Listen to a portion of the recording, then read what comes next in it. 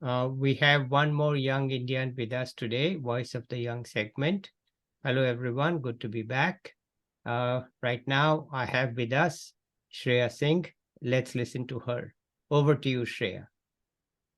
Hello everyone. So I am Shreya Singh and I'm currently about to finish my master's in finance and economics from Warwick Business School in England. And yeah, my journey with economics has been right away with my interest since my class 11, I believe, when we get to choose science, humanities, and commerce. So yeah, I didn't want to leave economics at any cost. Like I wanted this option, but at the same time, I wanted my interest in science to be there. So I chose PCM with economics, and that's when my journey began. Then, after completing my school, I decided to do bachelor's in economics from Delhi University. After then, I realized the COVID thing came in 2020, March, I believe, and things got bit slowed down.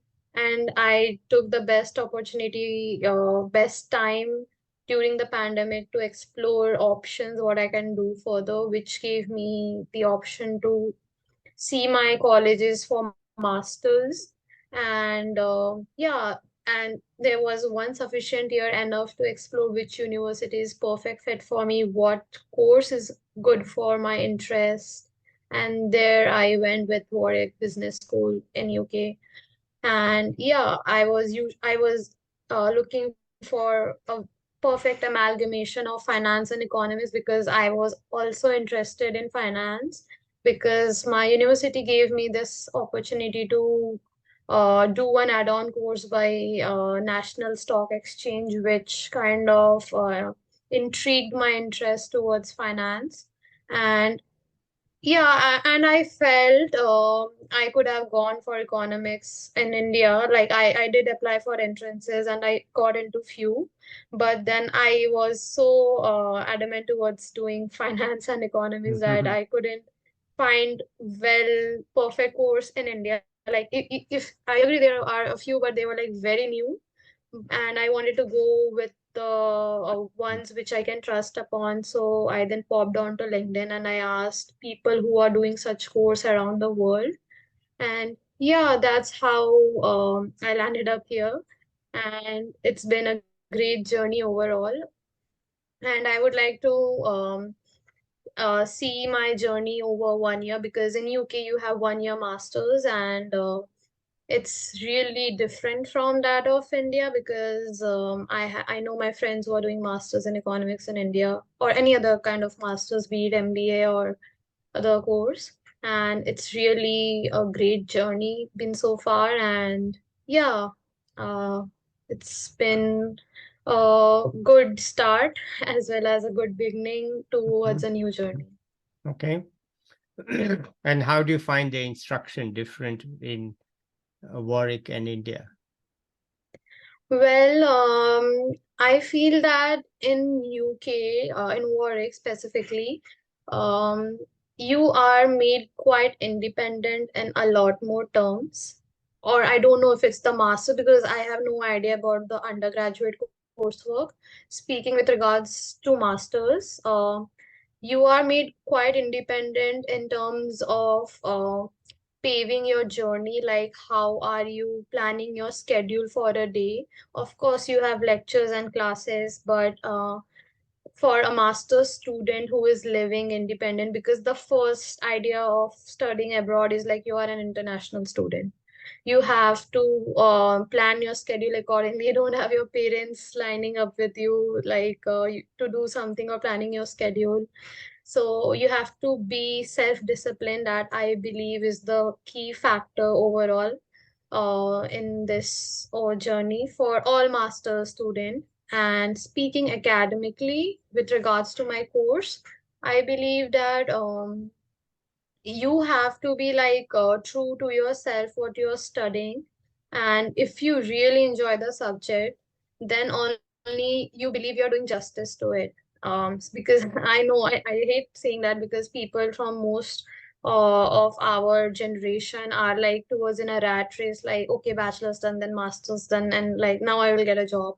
But I do understand there is like a pressure of financial freedom that everyone in our generation is seeking or racing towards. But at the same time, you need to realize that whatever you are studying is you're making justice to it. You're not doing just for the sake of like earning money, like, or any other thing.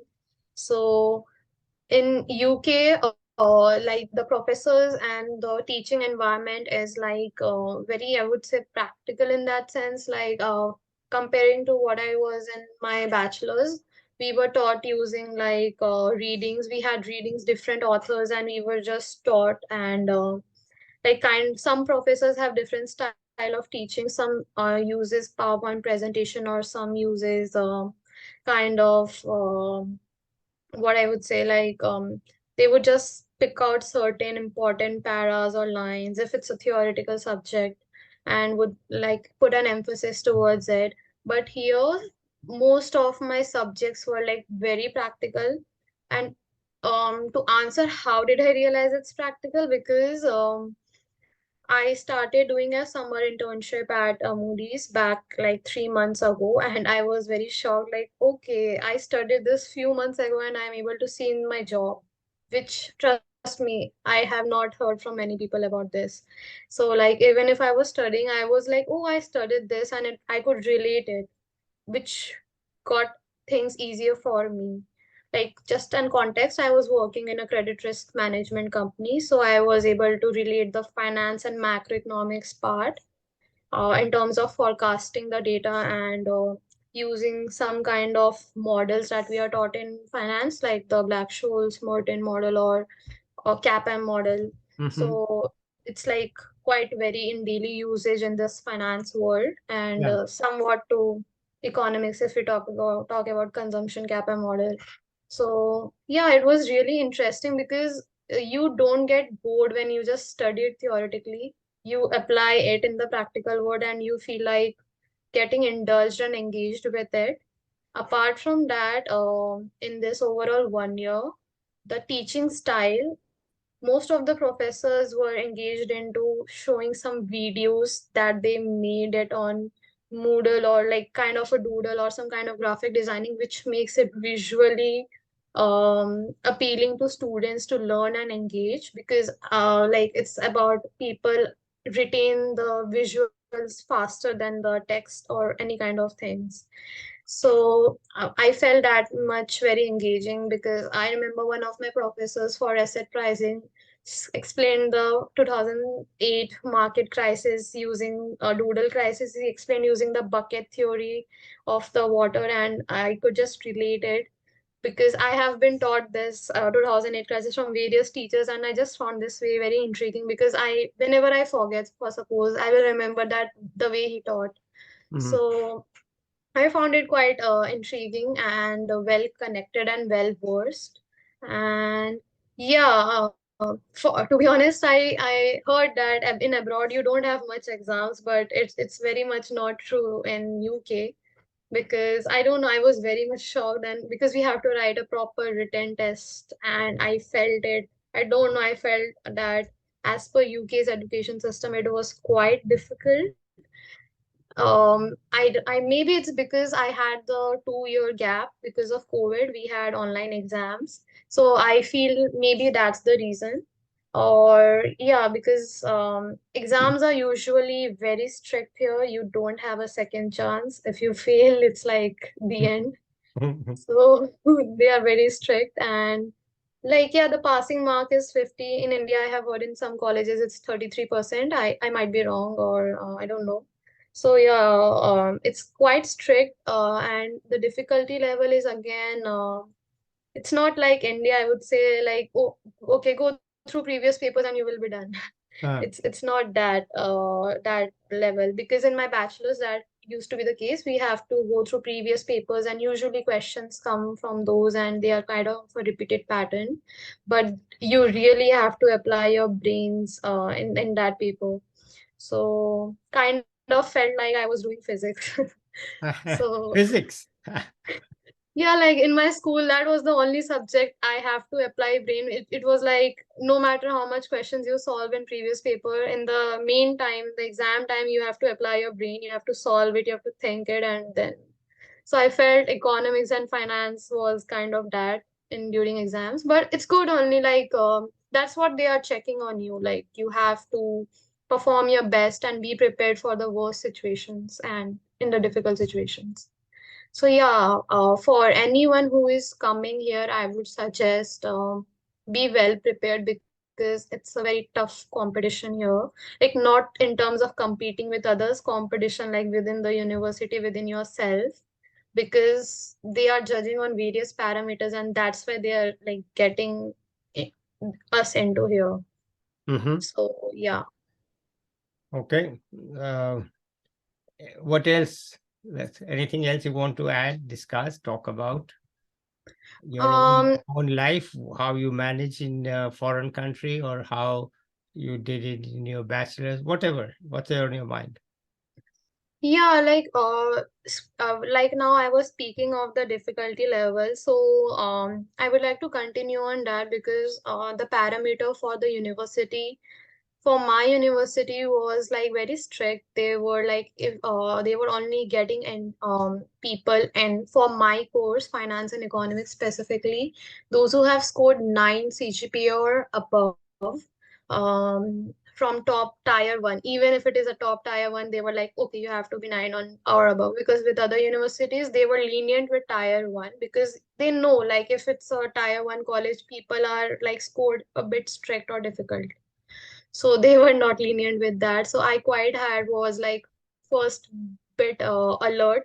Okay, they are quite strict with their entry requirements. It must be something around it. And after I entered the course, I realized why they were strict. Because it needs that level of skill and caliber and level of understanding. And to be honest, 1 year masters is very hectic, very difficult. It's like so many modules to be done in 1 year. It's a proper 2 year coursework that we are taught in 1 year. Okay. So I don't know if I would suggest everyone to pursue a 1 year masters, because you don't get much time. Like people think usually you're going abroad and you'll get time to party or I don't know what. But if you're taking 1 year, I don't know about a 2 year masters abroad. Initially, I was planning to apply for US, but for some reasons I chose UK because of finance and economics.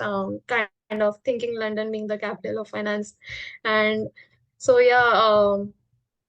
I would not suggest everyone because I realized how difficult and overwhelming it is at one point, because in 1 year you have to do everything and you have to be disciplined. I realized self-discipline is the key, because initial even I was not following it, and I realized, okay, I will not be able to ace it if I am not able to plan my time well and able to complete my deadlines.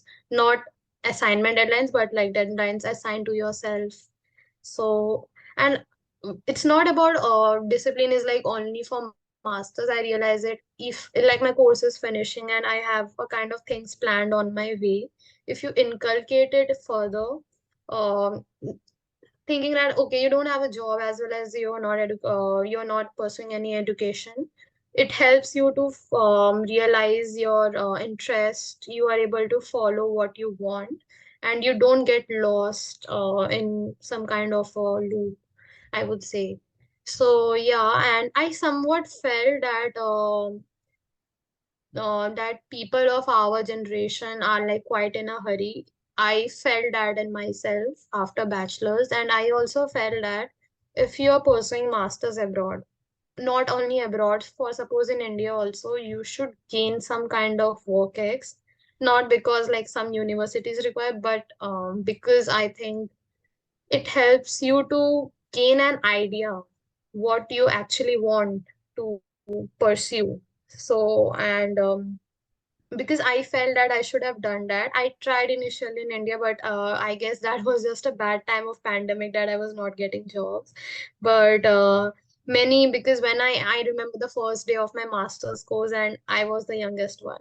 Like I'm 22 now. I was 21 then, and I was the youngest one. Everyone was like 30, 31. And I and I was like, I was very much afraid. And but yeah, at the same time, I had friends from like different age groups, different countries, and I learned a lot from them. Yeah. So I believe it was really great for me. But at the same time, if anyone who is looking that they want to do masters, I would suggest first experience the job world, your interest, if which field are you interested in, and maybe apply for a master's in that field. Mm. So that would be an ideal for everyone. And do not rush into the like rat race, because I have seen a lot in India. Like even my parents are like, okay, you are done with bachelor's, now just move on to masters. Yeah.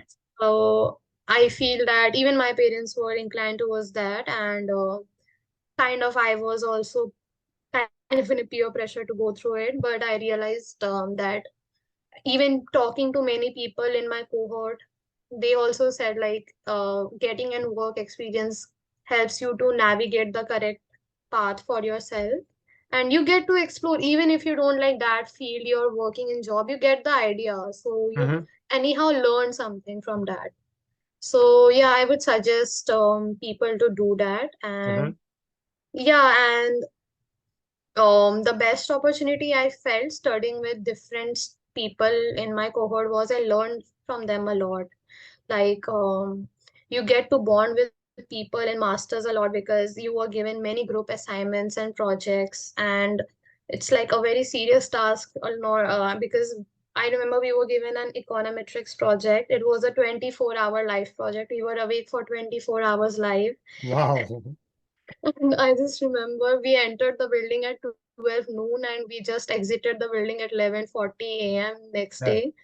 So it was like we were giving on time series, cross section, and panel data, and Oh, three questions, and we need to do it on Stata and eViews, whatever you are compatible with, any software, and we need to prepare a report as well. So we have to submit a code as well as the report as well. yeah. And it was not a group project; it was individual, and everyone was given different question. So even if you want to help each other, like you can't, but people, we sat together so that whenever we were stuck in any part of the code or any part of the concept, we helped each other. So that was very interesting. And I had few friends from my cohort who were part of they were working with World Bank, and their education was funded by them. So I learned a lot from them because they were like very professional, very knowledgeable, and I guess they had work experience of 8 9 years, which was very Wow. long. Yeah. Yeah, Yeah. yeah. And they were initially working with State Bank of Pakistan, and then there was some program with inter-country, and they got shifted to World Bank. I don't know which program. It was Young Professional Program, Whatever. YPP. That doesn't matter. Yeah. Yeah, so they were like talking about how they used to work over there, and there were many people who were working with the central bank of their countries. So it was in different departments. Some was working with foreign exchange department, some were working with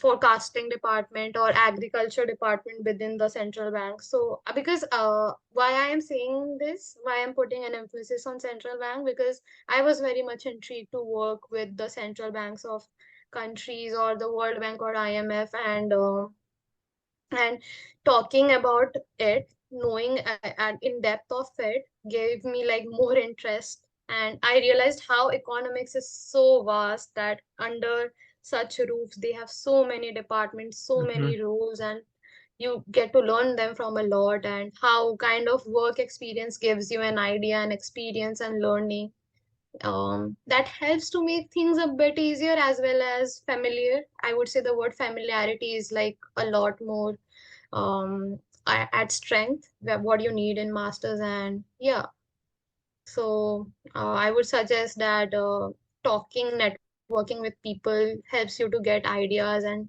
may overall you learn a lot from them. Okay. That sounds very good to me, that it's not just the classroom, but also your interactions with your fellow students and so on, that shape you. give you ideas. I think it's a very useful experience. Okay. Anything else from you? Um, I guess I spoke with regards to the international student environment and with respect to my course. But yeah, I would like to share the work culture in UK because I was very glad that I experienced it because I really wanted to experience how the work culture is like in UK.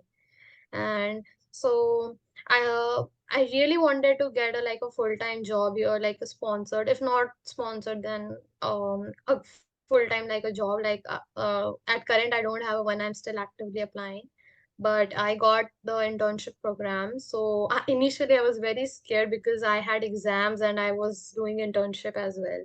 So my I remember my postgraduate admission team warned me, okay, Shreya, you should not take that because I don't know if you will be able to make it. It's not was a specific advice to me, it was to the entire cohort that since it's a 1 year master's program, it's like very hectic and we would advise not to go for it because they showed the examples that, okay, this student was doing this and he did internship and he failed. Ah, And and such I a was nice, like, such a nice example. Right. and that I felt, I don't know, no, like, uh, um, no offense, I would like, it felt like very much Indian way of signaling. So, but then I was like, it was kind of my dream company in finance. I realized there are so many roles. I heard there is only one role, like, okay, financial analyst or investment banking. It's not that. It's like much more to finance because we had careers where we had finance events where we were introduced there, like, about different financial rules and what are their job responsibilities, what are the target companies. So you get those. And I decided, okay, risk management is the one which I liked and I felt I would be good at. And then I started looking, applying for credit risk companies like Moody's, S&P Global, and Fetch. Mhm. Then I got into Moody's. Then it was kind of a dream come true because like I said, I really wanted to get into any of these three companies, and getting a job opportunity like right away when you come to UK and you got a internship opportunity in London is like one of the dream come true. So I worked there for 2.5 months. It was a 10-week summer internship program. So that way I got to know the work culture because I felt I have done internship in India and I was clearly able to distinguish how different is an internship in India is like internship in abroad. I don't know about USA and other countries, but in UK you were not an intern, you were really working like the same, you were giving the same projects, you were working with the same team that other teams were doing, and it was not like some small, or not, I would say no job is any small job, but it didn't felt much less severe. It was like I Mm. had workload. So they, in the first day, they introduced, okay, you are assume I was working full time only, but like they said in I remember them saying in the first day that you will be working as if you are doing a full-time job here Yeah. permanently. You Yeah. will be given the same workload, you will be given, so be ready for it. I was like, okay. But then sooner or later I realized how serious were they and how much they meant. So it was really great experience. I was working with ESG and other uh, climate risk problems. So basically, the credit risk associated with ESG and climate risk, which I always thought of risk associated with financial problems, but I never thought how ESG and credit risk can really be a factor that can affect the credit risk of Mhm. companies or stocks or Mhm. portfolios. Mhm. So yeah, the work culture was really good. People were really all my colleagues in my team were really helpful. They were like very much intrigued in my work, and I got the opportunity to present to a client, and which was very much astonishing to me because I was barely an intern and they gave me a client project and I was like, okay, that's a big deal. And they gave me the opportunity to present the project at the end of my internship, and they gave me a marking on it also. Like we were marked on four members were there, and out of 40, we were marked on our presentation skills, on our speaking Mm-hmm. skills, Mm-hmm. the level of understanding. So it felt like as if I am in school, but at the same time, I'm in work. So, and yeah, I really enjoyed. My teammates were like very much helpful because I have experience in India where I ask many questions and people are bothered by it. I do Okay. understand people have work and it's okay, but they were like very much helpful. Because I had always many questions because it was my first experience of working in the corporate world. I have previously worked with startups and other Yeah. small businesses.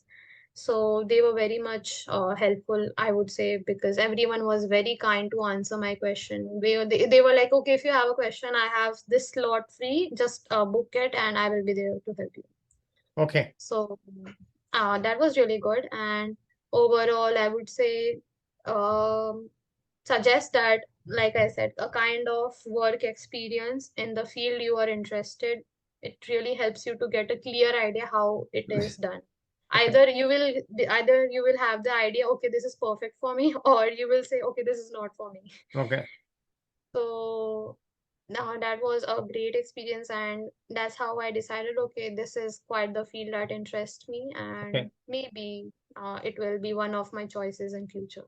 All right. Wonderful. Okay. And so your future looks like it'll be in finance. I have kept few of my options open. I always for economic side, I always wanted to do the role of an economist, but sadly, I did apply to economist roles, internships, and I didn't manage to get one in UK right now. But I am still up for it, and like I said, my academia interest has always intrigued me towards the economics role, economics consultant, or any kind of role associated to it. So yeah, and I kept my interest for economics active through my dissertation as well. So my dissertation, or in India you say research paper, master's research paper. I chose the topic regards to economics. I chose the how the real oil prices affects the economic growth of G20 countries. So Okay. like it was quite going on about G20, so I thought why not take the sample space of G20 and check. So I remember I used to hate econometrics in my bachelor's because I was very much scared. I remember, I guess for any economics student who is first studying econometrics, it's scary because of all the Greek letters you see and the terms you listen. So then I got, but I guess it's with time you like it. I guess either you like it or hate it. I tend to like it, Okay. and I chose like kind of that. I moved towards economics, choosing my dissertation because being from finance and economics, we were given the choice to choose any of these, and I went with economics. And so yeah, my dissertation was mostly around choosing an ARDL model of regression and checking the long run and short run impact of each other. And yeah, it was like very technical, and I was able to engage into it, and I submitted it like 1 week ago to my university, and my supervisor was also like quite interested. Okay, this is quite interesting topic, and he was very also kind to help me on with that. And my teammates, of course, were there to help me, and yeah, it was a really good experience, and I felt that I cannot detach myself even if I go into finance. Like some part of economics will always be there because when I was working in the credit risk assessment role, some part of economics was there. I was engaged into forecasting the macroeconomic variables, so I felt like it's everywhere. Even in finance, economics is like actively present. I don't know about other finance roles, but with respect to risk assessment or risk management, it's there, Okay. quite prevalent. All right. And yeah, and that has been the journey throughout in 1 year, I would sum up. Yeah, a hectic one, but a lot more interesting. Okay. It sounds like you've told us a lot of things, and I hope people listening to you benefit from you. From my side, I think more people should be interested in finance than they are, because financial markets are critical to economic development, and people who don't understand financial markets are really missing out on a key part of the modern world. So I think it's very important to understand financial markets. I'm glad you are doing it.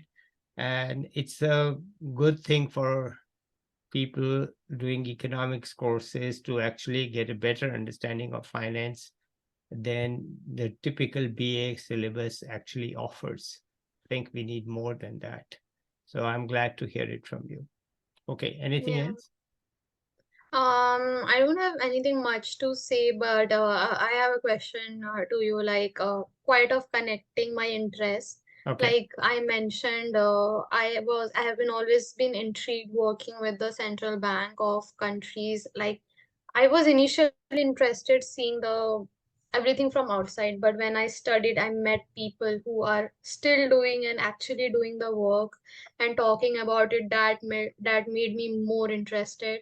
And I just want to ask, like every from the perspective of every student who is aspiring to work in job roles of the central bank of the country, or like World Bank or IMF, how should they navigate their path, and how should they keep their interest active, or by what other means they should realize, okay, this is perfect for me, and basically how to get on there in a okay. nutshell. Let me try to answer it.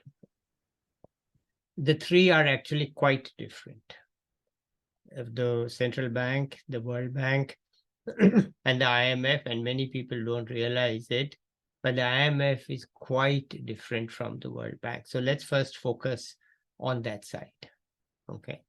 The World Bank is a lending institution. It lends money every day. It's the normal part of the World Bank to lend money. Okay. And they lend money for projects, and they lend money to implement certain policies. So they are there every day. Currently, India is borrowing billions of dollars every year, right?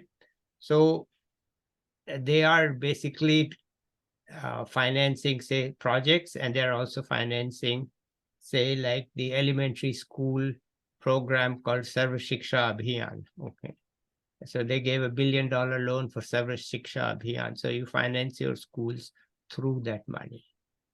And you can also get, they can also lend money for specific projects, like how to become more resilient to climate change, say on the coast in Kerala. Okay. So then that could be a very specific. So it ranges, and could also be a policy loan, how to make your power company more efficient. Okay. How to set it up more efficiently, not how to produce electricity and all, but how to have a more efficient power company power system. So you can get all kinds of loan, and the loans are routine. I mean, every year you borrow from the World Bank, and even China sometimes borrows from the World Bank, because the World Bank brings some expertise along with the loan. So the kind of expertise you need for the World Bank, or let us say not expertise, kind of work that the World Bank does, is to lend money for economic growth. Okay. And to help formulate policies for economic growth. Now, there's a lot of people who say the bank doesn't know what it's doing. The bank actually harms people. So there's a lot of controversy about it, but let me not get into that. Let me just, the IMF is not a lending institution. India has not taken a loan from the IMF since 1991. Okay. So they don't lend money. They lend Alright. money only when the country is flat broke. The rest of the Yeah. time, there's no loan from the IMF to a country. So taking a loan from the IMF is a sign that you really messed it up. Okay. It's only when Yeah. you really messed it up, you take. So the IMF is a much smaller place, and they don't. So even if they are operating in India, they are not lending any money. They're just keeping track of what's happening in India, just keeping track of the data, uh, consulting with the government every year, giving them some advice. and they don't really go into the states. Whereas the World Bank people, they don't stick to Delhi. They are in every state. Okay, they are out in every state. They are talking directly to the state governments. And if you are, say, Tamil Nadu, then they're talking to the Chennai municipality also, because right now they have a program for urban transportation in Chennai. So they're not just meeting the government people, dealing with all of Tamil Nadu, they're dealing with people specifically on transport in Chennai. So IMF people don't have to go outside. They stay, All right. they are, so they are all macroeconomists. Put it Okay. this way, the IMF is full of macroeconomists. Okay, and they are just trying to be ready to understand the macroeconomic conditions. Is the macroeconomic policy working? What's happening to foreign exchange? What's happening to the exchange rate? Is the country likely to default? And if it does, or if it's in trouble, then what sort of policies do we need to help the country come out of that crisis? Now, again, there are people who are very critical of the IMF, that they come and they kill the economy. They don't understand what they're doing. Okay, fine. I mean, we can debate all that. But basically, IMF is full of macroeconomists. Okay, so most countries don't borrow from the IMF. Most. Because they are not, I mean, right now we have Sri Lanka and Pakistan in trouble. So they have borrowed from the IMF. They don't have any foreign exchange left, right? They're desperate for dollars, so they borrow. The only people who will lend to them is the IMF, and IMF will lend to you only under very strict guidelines. And sometimes the countries hate to meet those guidelines, not sometimes, mostly. They hate to meet those guidelines because they ask basically to be more austere, to reduce your consumption. Yeah.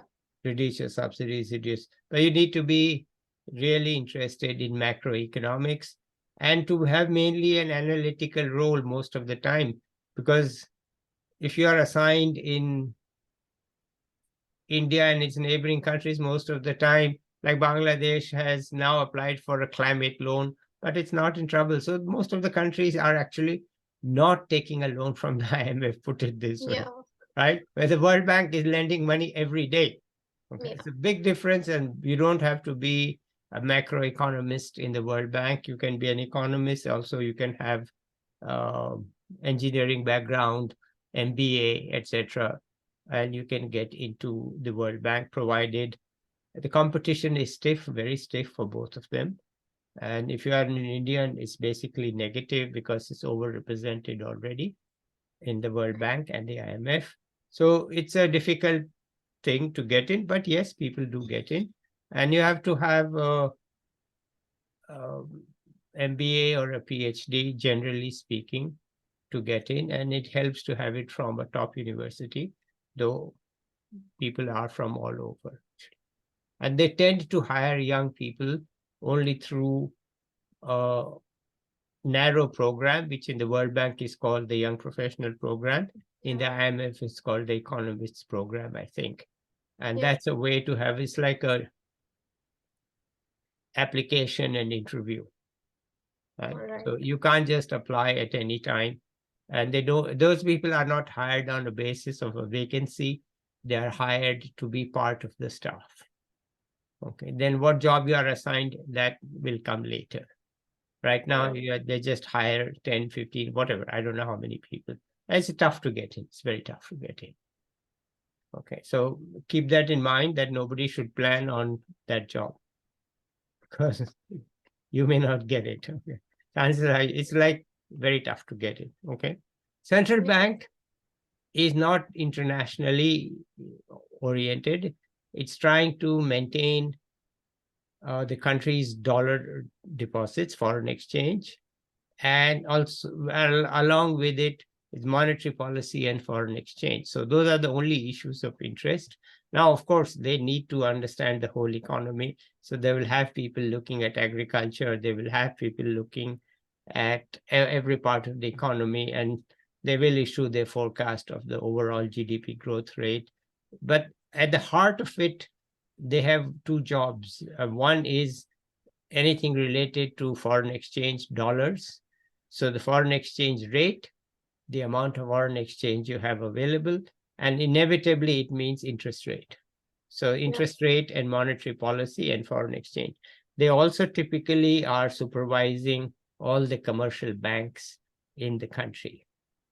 So they Okay. are also the regulator of commercial banks, typically. Yeah. So that's their job, to regulate the banks. It's not a very well-known part of the job, but it is there.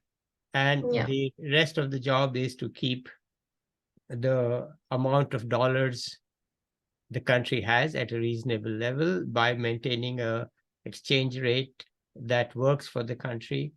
And inevitably, as I said, it means the interest rate, which is determined through various means in the marketplace, through various operations, that the monetary policy, whether the interest rate should be increased or interest rate should be lower. So in that part, basically, you are a macroeconomics, you have to know macroeconomics and monetary policy, which is a part Yeah. of macroeconomics. Okay, so they are, but obviously you got to understand the whole economy, what's happening, capital markets very much. You're regulating the bank, so you are in very much the capital markets. And you are the only set of people who actually understand the financial side of the economy on an unbiased academic kind of basis. Yeah. So that's working for the central bank. It's quite different from the World Bank, which is really just a lending institution at the heart of it, bringing ideas and money together. So, and Yeah. in all of these, it's tough to get in. It's tough to Yeah. get in because, I did apply a few times. yeah, it's tough to get in. The competition is very stiff, and they're all prestigious places, and central banks often have more money than anybody else, and they pay well also. World Bank pays well, IMF pays well, so they're well-paid jobs. Long hours are typical. Long hours. You are not going to go at 9 and come back at 5. It's not going to happen. Even if you come back home, you're going to put in 2-3 hours at night, and especially because of the time difference.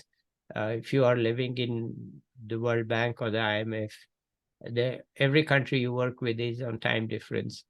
So, like when I was a consultant for the World Bank, I would send out my emails Sunday night so that the people have them when they come to their office Monday morning. If I send it out Monday morning, they'll reach it at Monday night. They won't read it. So if I have to send it out Sunday night, then they read it on Monday morning. And if they reply, then I can perhaps see the reply when I wake up in the morning, and I can reply to them, right? So that by the time they leave their office, if I'm lucky, I would have had my one email to them, one reply from them, and my response to them, right? But if I say, no, no, no, why am I working Sunday night? I have to work Monday morning. Then you send it out at 11 o'clock Monday, they have gone home. That's very active. So the thing is that your life is upside down when you work for the World Bank. I mean, you're Yeah. working, you're sitting in Washington, you're working, looking at Indonesia, the difference is 12 hours. So it, That's a lot. it's not easy then to, especially these days with video and email available, then it means, if you want to have a video call with them, well, it can only be at 6 or 7 in the morning, because then that's 6 or 7 in the evening. If you say, I wake up at 9, well, they say, no, no, no, 9 p.m., no. What are you going to do? So, Yeah. uh, That's or a you hard can job. or you can do it at 9 p.m. and then, so that's the way the world is. Okay, so I think I've answered your question, but let's see if Yeah. you have some more. Yeah, I just have one last question that what is your advice for the young generation out there who are like kind of aspiring to get into the field of the economics professionally or work professionally? being as an economics consultant or just go to the any kind of roles related to it. Um, I think I'll say that I'm too outdated. Okay. I'm not living in India for so long, and I'm far too old to know what the market is like and what the situation is like currently in India. What are the options? But generally speaking, there are plenty of options and there are plenty of opportunities. You never know what you will get. It's always have a plan B.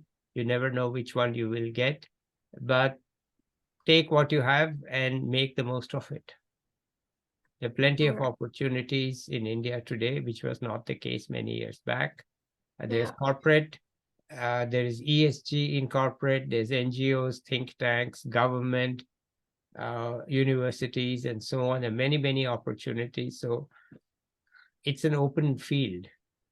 Uh, yeah, but you can also be abroad, and like as you said, if you are in finance, you can have a job in London, you can have a job in Singapore, you can have a job in New York, and increasingly you can have a job in Dubai.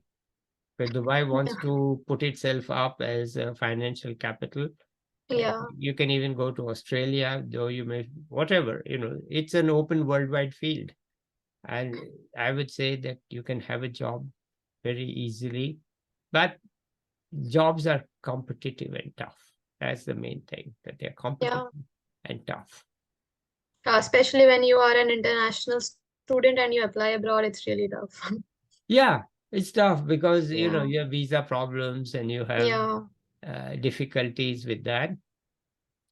But you will probably end up somewhere if you yeah, work, right? You will get something because I mean these days visa problems are immense in the US for Indians especially, and so it's difficult to get around them. But as I said, you can look for a good job in Singapore and their financial system there, finance. And overall, in all fields, and in India, there are many opportunities that you have. So I would say it's a pretty tough competition, but many openings. yeah. Which one Agreed. to choose? I am too out of date. Yeah. It's like just apply everywhere, maybe the best one you get. Yeah, just apply, just give it a Yeah, shot and see what suits you. yeah, But you know right. that you are going to work with people who are as smart and perhaps smarter than you. So Yeah, don't be too proud of yourself. yeah. No, I have already witnessed in my academia. no matter how accomplished you are, there are going to be people smarter than you and people who work harder than you. Yeah, And it's going to be that you have to realize. yeah. The And best you can do is learn from them and get yeah, smarter than your earlier self. right. But that's how it is. That's what I would Yeah. say. Okay, anything else at this time? No, I guess you have answered all my questions. Okay, so let's end it here, Shreya. Let's see, maybe in Right. 1 year, we'll ask you where you are. Until Yeah. then, let's say bye to everyone. I'll be back with a young Okay. person or an expert soon. Till then, bye, everybody. Bye. Bye.